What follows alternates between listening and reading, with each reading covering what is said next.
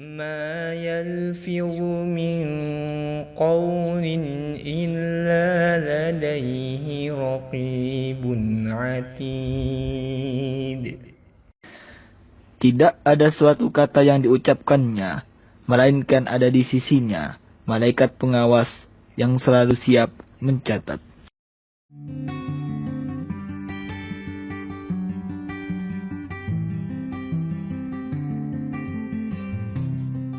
Bismillahirrahmanirrahim.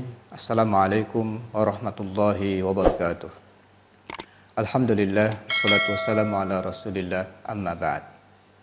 Pencinta ilmu komunikasi Islam, alhamdulillah bersua kembali kita dalam kuliah komunikasi Islam. Hari ini insyaallah kita akan membincang tentang jenis-jenis pesan, dan yang kita akan bahas adalah tentang kalimatullah. Setelah kita belajar beberapa kalimat, pengantar tentang kalimat, hari ini kita mulai masuk kepada kalimatullah. Pencinta ilmu komunikasi Islam, kalimatullah artinya adalah kalimat Allah Subhanahu wa ta'ala. Istilah ini ditemukan di dalam Al-Quran, surah At-Taubah ayat 40. Allah Subhanahu wa ta'ala berfirman, "Illa tansuruhu faqad nasarahu Allah إذ أخرجه الذين كفروا ثاني اثنين إذ هما في الغار إذ يقول لصاحبه لا تحزن إن الله معنا فأنزل الله سكينته عليه وأيده بجنود لم تروها وجعل كلمة الذين كفروا السفلى وكلمة الله هي العليا Wallahu azizun hakim." Illa tansuruhu, jikalau kalian tidak menolongnya, tidak menolong Muhammad sallallahu alaihi wasallam, faqad nasarahullah, maka sesungguhnya Allah yang akan menolongnya. Idz akhrajahu allazina kafaru, yaitu ketika orang-orang kafir musyrikin Makkah mengeluarkan beliau dari Makkah. Tsaniyasna ini sedang dia salah seorang dari dua orang ketika itu. Idhuma fil ghar, yang keduanya berada di dalam gua. Idh yaqulu li sahibihi, saat itu dia berkata kepada temannya, la tahzan, jangan engkau bersedih. Innallaha ma'ana, sesungguhnya Allah bersama kita. Fa'anzalallahu sakinatahu alaih, maka Allah turunkan ketenangan kepada beliau. Wa ayyadahu bijunudin lam tarauha, dan Allah bantu dia dengan tentara yang tidak mereka lihat. Wa ja'ala kalimatal ladzina kafarus sufla, dan Allah jadikan perkataan orang-orang yang ingkar itu rendah. Wa kalimatullahi hiyal ulia, dan kalimat Allah itulah yang tinggi. Wallahu azizun hakim, dan Allah maha perkasa lagi maha bijaksana. Pencinta ilmu komunikasi Islam, disinilah kita menemukan kalimatullah, kalimat Allah Subhanahu wa ta'ala. Yang dimaksud dengan kalimatullah di sini adalah agama Allah, hukum Allah, syariat Allah, dan segala hal yang bersumber dari Allah Subhanahu wa ta'ala, baik perintah maupun larangan Allah Subhanahu wa ta'ala. Itu semua adalah termasuk dari kalimatullah. Kemudian Ibnu Abbas menyatakan bahwa kalimatullah itu artinya adalah kalimat tauhid, la ilaha illallah. Jadi pencinta ilmu komunikasi Islam, kalau kita ingin memahami makna kalimatullah di sini adalah kalimatullah yang tertinggi adalah sebagaimana yang disampaikan oleh Ibnu Abbas, yaitu la ilaha illallah, tiada ilah selain Allah Subhanahu wa taala. Tapi berikutnya semua yang bersumber dari Allah Subhanahu wa taala adalah termasuk kalimatullah. Nah, ini yang kita maksudkan dengan kalimatullah. Yang pertama adalah la ilaha illallah, yang kedua semua yang termaktub dalam Al-Qur'an, semua ajaran syariat dari Allah Subhanahu wa taala itu disebut dengan kalimatullah. Nah, pencinta ilmu komunikasi Islam, kalau kita melihat dari penjelasan tadi bahwa Allah Subhanahu wa taala akan menjadikan kalimatnya itu tinggi. Allah akan menjadikan kalimatnya itu tinggi. Dan ketinggian kalimat Allah Subhanahu wa taala itu bisa kita lihat di surah Al-An'am ayat 115. Kenapa dia begitu tinggi kalimat ini? Begitu bernilai kalimat ini. Allah Subhanahu wa taala berfirman, "Wa tammat kalimatu rabbika sidqan wa adla, la mubaddila likalimatihi wa huwas samiul alim." Telah sempurnalah kalimat Tuhan, yaitu Al-Qur'an, sebagai kalimat yang benar dan adil. Nah, di situ ada dua kata, sidqan wa adla. Nah, ketinggian kalimat Allah Subhanahu wa taala itu karena ada dua unsur. Yang pertama sidqan, yang kedua adalah adla. Tidak ada yang dapat merubah kalimat-kalimat Allah Subhanahu wa taala, dan dialah yang maha mendengar lagi maha mengetahui.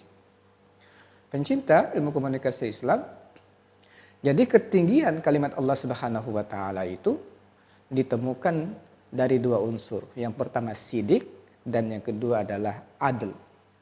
Sidik artinya adalah kebenaran yang tidak memerlukan penambahan ataupun pengurangan. Jadi kebenarannya itu sudah mutlak bersumber dari Allah Subhanahu wa taala, nggak perlu ditambah, nggak perlu dikurangi. Nah, kalimatullah itu disebut dengan sidik karena apa yang tertera pada kalimatullah itu dengan apa yang terjadi di lapangan tepat. Apa yang Allah Subhanahu wa taala turunkan dalam Al-Qur'an dengan nanti kenyataan di lapangan itu tidak pernah ada yang meleset. Itu namanya sidik. Tidak akan pernah meleset. Itu namanya sidik. Jadi ketinggian kalimat Allah Subhanahu wa taala ini makin berumur usia firman Allah Subhanahu wa taala yang diturunkan kepada Nabi Muhammad sallallahu alaihi wasallam Al-Qur'an, makin nanti kelihatan kebenaran Al-Quran, makin tinggi kualitas Al-Quran bagi orang-orang yang ingin mempelajarinya. Jadi itu sidik. Yang kedua, kalimat ini juga memerlukan atau memiliki sifat disebut dengan adla. Ya, adla, adil, artinya dalam menentukan hukum dan keputusan maka kalimatullah Subhanahu wa taala tidak akan pernah pilih siapapun. Maka siapapun yang membaca firman Allah akan berlaku hukum untuknya. Tidak ada pilih kasih, siapapun akan diberlakukan sesuai dengan hukum yang telah ditentukan oleh Allah Subhanahu wa taala. Nah, disinilah kekuatan dan ketinggian kalimatullah Subhanahu wa taala tersebut. Pencinta ilmu komunikasi Islam, Allah Subhanahu wa taala sudah menyatakan di dalam Al-Qur'an. Surah Fussilat ayat 53 Allah berfirman, "Sanurihim ayatina fil afaqi wa fi anfusihim hatta yatabayyana lahum annahul haqq. Awalam yakfi bi rabbika annahu ala kulli syai'in syahid." Kami akan memperlihatkan kepada mereka tanda-tanda kekuasaan kami di segala wilayah bumi dan pada diri mereka sendiri.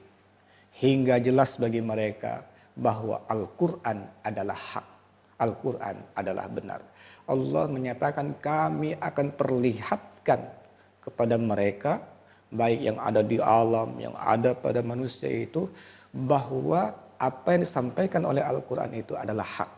Kami akan sampaikan. Dan ma'asyiral muslimin rahimakumullah, sudah sangat banyak bukti kebenaran Al-Quran kebenaran Al-Quran yang diturunkan oleh Allah Subhanahu wa taala tersebut. Salah satu contoh yang bisa kita sampaikan dalam kesempatan yang sangat singkat ini adalah umpamanya bukti kebenaran surah Yunus ayat 92. Di sana Allah Subhanahu wa taala berfirman, "Falyawma nunajjika bi badanika litakuna liman khalfaka ayah. Wa inna katsiran minan nasi an ayatina laghafilun." Maka pada hari ini kami selamatkan badanmu wahai Firaun, supaya kamu dapat menjadi pelajaran bagi orang-orang yang datang sesudahmu. Sekali lagi, ayat ini mengatakan kami akan selamatkan badanmu supaya kamu dapat menjadi pelajaran bagi orang-orang yang datang sesudahmu. Dan sesungguhnya kebanyakan dari manusia lengah dari tanda-tanda kekuasaan kami. Pencinta ilmu komunikasi Islam,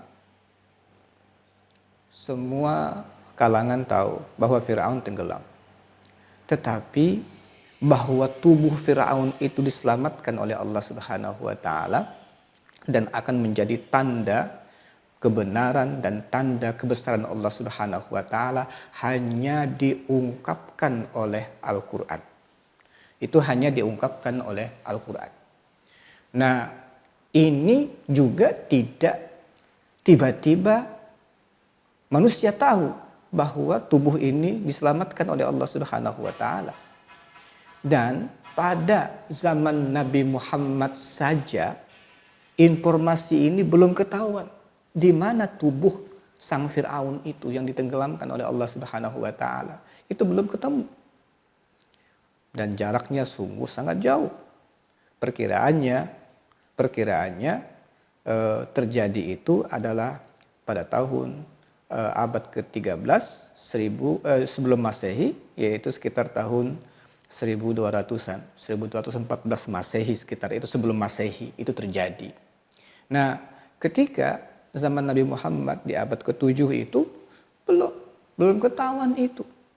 Ternyata pada abad ke-20 menjelang abad 19 dulu ya sudah mulai ada penemuan ditemukannya itu pada tahun 1896 itu menemukan tokoh ya jenazah tokoh yang dimumi yang terdapat di Wadil Muluk. Memang situ ada pemakaman raja di daerah Luxor. Di sana ditemukan ya, ada mumi yang masih utuh dan baru nanti dipastikan bahwa yang ditemukan itu adalah Firaun yang ditenggelamkan oleh Allah di Laut Merah itu pada tahun 1975 oleh peneliti dari Perancis yaitu Maurice Bucaille yang akhirnya dia masuk Islam gara-gara menemukan bukti-bukti kebenaran Al-Quran. Pada jasad itu di sekujur tubuhnya ada bekas-bekas garam yang membuktikan bahwa mayat itu ditenggelamkan oleh Allah Subhanahu wa taala di Laut Merah, diselamatkan untuk menjadi tanda-tanda kebesaran bagi orang-orang yang datang setelahnya. Pencinta ilmu komunikasi Islam, oleh sebab itu kalimatullah ini semakin hari akan semakin kelihatan ketinggiannya.